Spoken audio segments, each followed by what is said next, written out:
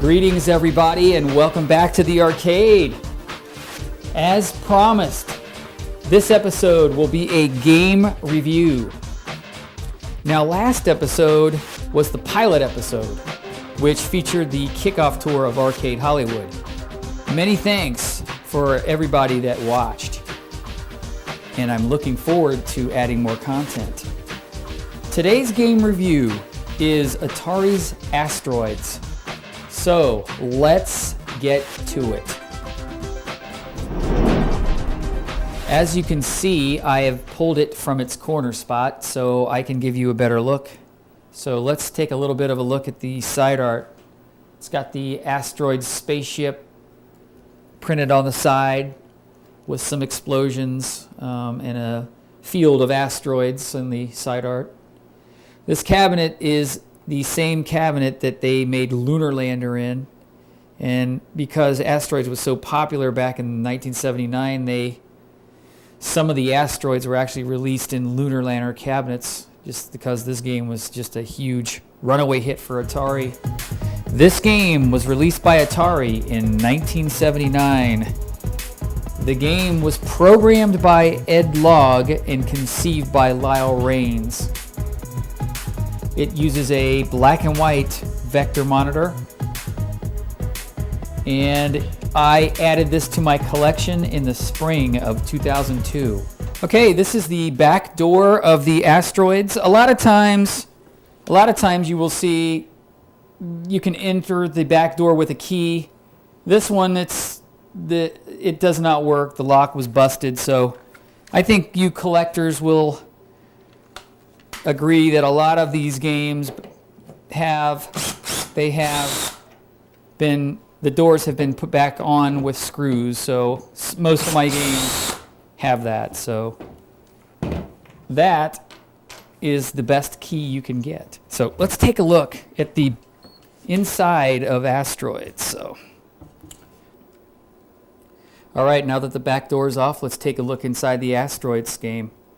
Basically, this is the PCB, which you probably have heard that term. This is the motherboard that powers the graphics and the sound and the gameplay. And on my game, I actually installed a high score save kit from Arcade Shop way back when I bought the game. I love to keep the high scores active when you shut the game off, so this will keep the top 10 scores on the game. You can see the wiring harness that comes out of the motherboard. Now this board here is the regulator and the audio board, which is known as the AR boards. You can see it's like an amplifier for the sound. Down here is the power brick. You can see the big blue cap there. And this is the Electrohome vector monitor. This is what the monitor kind of looks like from the back here. Okay, here's something I'd like to show you. Some of the games, if you're lucky enough to have them still in the game, some of these games had the instruction cards that were basically like a insert that gave you some quick diagnostic information about the game. You know, some dip switch settings, a little bit of tells you how to get to the self-test, and a couple of diagrams of the cabinet and how the power works. Let's take a look at the control panel for Asteroids. You can move your ship left or right by using the rotate left or rotate right buttons. You can go into hyperspace and you can thrust and fire. One of the greatest things about the Atari games, I absolutely love the cone buttons. It's a great touch.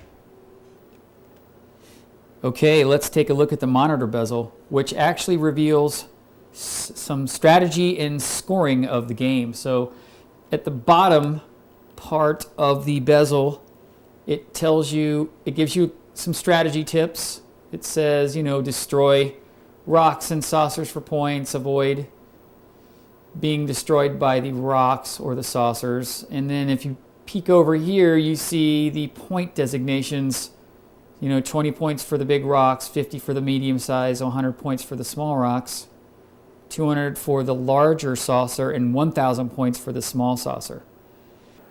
Okay, right now I'm going to give a little demonstration of how to play Asteroids. So let's hit the one-player start button. And basically, you use the left rotate and the right rotate to move the ship. The fire button hits the rocks, and the big rocks turn to medium rocks, and then the medium rocks turn to small rocks. And then you have the big saucer and the little saucer that come out. There is a cheat on this game that a lot of people do where they thrust up and down the screen. They just keep hitting the saucers. There's a little bit of a delay for the saucers to start shooting at you, and I think this allows you to do that infamous cheat where you crawl up and down the screen and hit the saucers for points. You have to have one asteroid left to do that, though. So usually you try to leave one of the little rocks that's moving slow. I try not to do that. I like to, wow, got whacked. And then when you get through enough points, at 10,000 points you get an extra guy. There's no limit on free guys, so I think one of the other big things that people can do is they can rack up a ton of guys and then play this game for hours, or in some cases the world record holders have played it for days, which is amazing that the vector monitors hold out that long running consistently. Their vector monitors are notoriously bad for durability. So basically the big rocks are 20 points, the medium rocks are 50, and the little rocks are 100. The bigger size saucer is 200 points, and the small saucer is 1,000 points. There's a free guy. You get that. I love that beeping sound. That's a good feeling when you get an extra guy. I don't use the hyperspace a lot. It's so random. I'll do a little demonstration of the hyperspace. It's so random as to your life if you use hyperspace. So luckily I actually reappeared. Sometimes you reappear and you blow up. Sometimes you reappear and you hit an asteroid. So you got to be pretty fast to hit those little saucers there. They're pretty quick, but they target in on you pretty quickly. So right here, see, I'm doing the little cheat. So if I'm going to well, that wasn't much of a cheat, now was it? And that, my friend, is Atari Asteroids. Let's take a look at some of the high scores on this machine.